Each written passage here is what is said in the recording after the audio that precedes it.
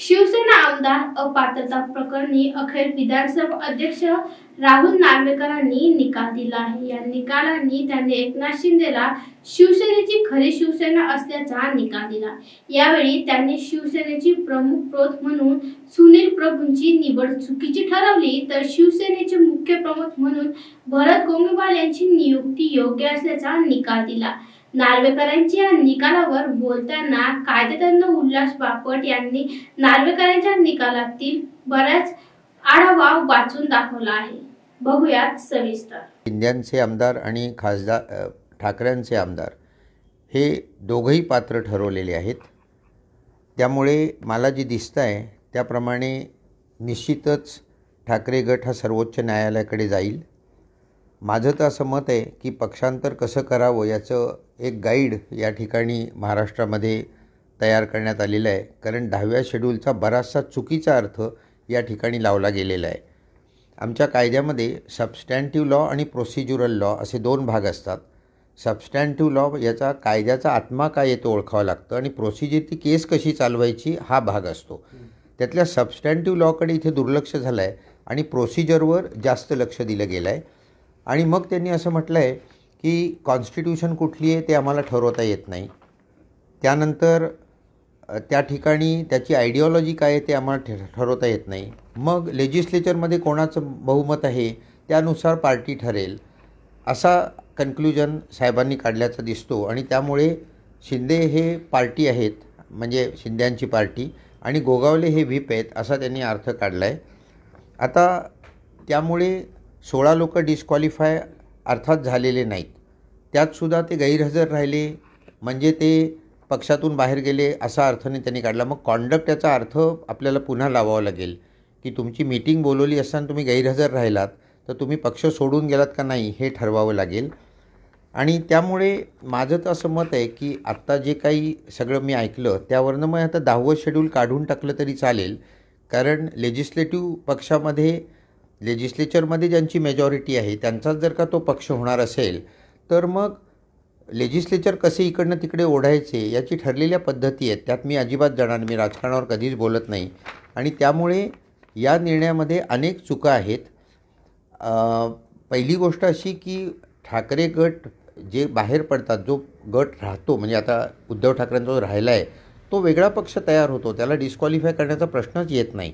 त्यामुळे मला असं वाटतं की 10व्या शेड्यूलचा अर्थ नीट हा आता सुप्रीम कोर्टाने लावावा। कारण स्पीकरचं हे जे आत्ताचं दिलेला डिसिजन आहे हा काही भारतात सगळीकडे बंधनकारक नाही आहे, परंतु या सुप्रीम कोर्टाने जर का एखादा निर्णय दिला तर 141 कलमाखाली तो भारतातल्या सर्व हायकोर्ट्सवर आणि सर्व ट्रिब्युनल्सवर कंपल्सरी राहतो। तेव्हा ही केस तिथे जाईल। पण आता होणार आहे का याच्यामध्ये किंवा पुन्हा 2-4 महिने जाणार आणि म्हणजे त्यावेळी निवडणुका येणार परत, म्हणजे शेवट जनताच ठरवणार आहे की शिंदे बरोबर आहेत का ठाकरे बरोबर आहेत। त्यामुळे जनतेच्या कोर्टात आता हे सगळं ठरेल हे मी पहिल्या दिवसापासून सांगतो आहे।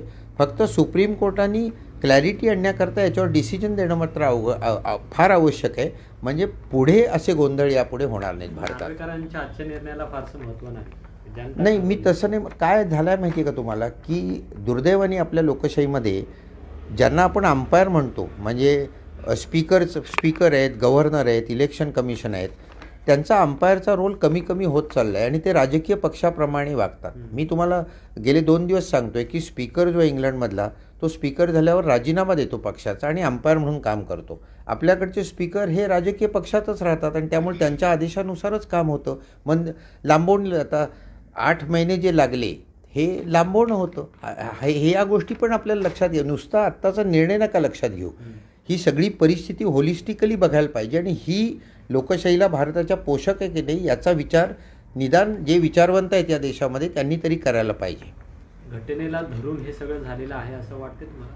नाही, आता ते सुप्रीम कोर्ट ठरवेल। मी तुम्हाला सांगितलं की माझ्या मते 10व्या शेड्यूलचा अर्थ नीट लावला गेलेला नाही आहे आणि प्रोसिजरवर जास्त जोर दिला आहे। आणि जो कायद्याचा खरा आत्मा आहे की पक्षांतर होऊ नये, म्हणजे राजीव गांधीने हे का केलं, 10वं शेड्यूल शेवट 10वं जे परिशिष्ट घातलं 52व्या घटना दुरुस्तीने, ती कशाकरता घातलं की पक्षांतर होऊ नयेत, राजकीय भ्रष्टाचारातून पुढचे भ्रष्टाचार चालू होतात आणि त्यामुळे तो भ्रष्टाचार थांबवायला पाहिजे म्हणून हे केलं. वास्तविक त्यावेळी राजीव गांधींकडे लोक येत होते, असं असताना त्यांनी ते थांबवले होते. म्हणजे ते इतके मोठं उपकार केले होते भारताच्या लोकशाहीवर, परंतु तो कायदा भक्कम करण्याच्या ऐवजी त्यातनं पळवाटा काढण्याचंच काम सध्या चालू आहे असं मला दिसतं.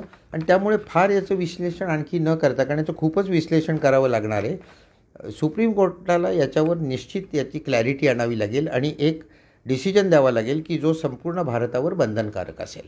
म्हणजे आजच्या नार्वेकरांच्या निर्णयाचा देशाच्या राजकारणावर किंवा पुढे अशा काही घटना घडल्या तर त्याच्यावर परिणाम होणार नाही. हे दाखले देऊ शकतील पण बाइंडिंग नाही आहे. हा जो निर्णय आहे हा या लेजिस्लेचर पुरता आहे, महाराष्ट्राच्या लेजिस्लेचर पुरता आहे. त्याचा दाखला देता येईल अर्थातच, पण याच्यावर सुप्रीम कोर्टाने जो निर्णय दिला तो सबंध भारतावर बंधनकारक केलं. 141 कलम तसं स्वच्छ शब्दात सांगतं. पण आता पुढे राष्ट्रवादी गटाची सुद्धा नाही, मला नाही सांगता येणार. आता तेच स्पीकर आहेत, त्यामुळे मला माहीत नाही काय होईल. एकंदरीत स्पीकरचं जे वर्तन आहे म्हणजे आत्तापर्यंत विश्वासार्हता स्पीकरची कमी झालेली आहे, विश्वासार्हता गव्हर्नरची कमी झालेली आहे, विश्वासार्हता इलेक्शन कमिशनची कमी झालेली आहे आणि विश्वासार्हता थोड्या अर्थाने सुप्रीम कोर्टाची पण कमी झालेली आहे. तर लोकशाही बळकट करायची असेल तर या राज्यघटनेखाली ज्यांना अंपायर म्हणून काम करायचं आहे त्यांनी अंपायर म्हणूनच काम केलं पाहिजे. आजच्या निर्णयावर तुम्ही नाराज आहात? नाही, मी माझी व्यक्तिगत मी व्यक्तिगत मतं देत नाही. मी राजकारणात पडत नाही. मी तुम्हाला फक्त राज्यघटनेप्रमाणे मला काय काय पटलं नाही आहे तेवढं सांगितलं. तर आत्तापर्यंत तुम्ही राज्यघटनेचा दाखला देत होता, असं सांगत होता की 10व्या परिशिष्टामध्ये जे आहे तेच व्हायला पाहिजे, पण शेवटपर्यंत असं झालेलं दिसत नाही. माझं त्याही वेळी मत होतं, आत्ताही तेच मत आहे की जे 16 लोक बाहेर पडले, कारण सुप्रीम कोर्टाने स्वच्छ शब्दात सांगितलं होतं की ओरिजिनल पॉलिटिकल पार्टीचा जो व्हीप आहे तोच व्हीप राहतो. आणि त्यामुळे त्यावेळी जे 16च लोक बाहेर गेले ते 2/3 पण होत नाही, त्याचं मर्जर पण होत नाही. हे दोन्ही गोष्टी झालेल्या नसतील तर ते डिस्क्वालिफाय व्हायला पाहिजेत. ते डिस्क्वालिफाय जर का झाले तर त्यात शिंदे आहेत. या कायद्याखाली डिस्क्वालिफाय झालं तर मिनिस्टर राहता येत नाही, म्हणजे हे सरकारच पडलं असतं. आता या सगळ्याच गोष्टी या निर्णयामुळे टाळल्या गेलेल्या आहेत आणि आता शिंदे व्यवस्थित मुख्यमंत्री राहू शकतात. तेव्हा मी माझी मतं देत नाही आहे, पण घटनेशी जुळणारा हा निर्णय आहे अशी माझी खात्री नाही आहे. सुप्रीम कोर्टाने याच्यावर ठरवावं. आणि एक लक्षात ठेवा की supreme court is the final interpreter of the Indian constitution.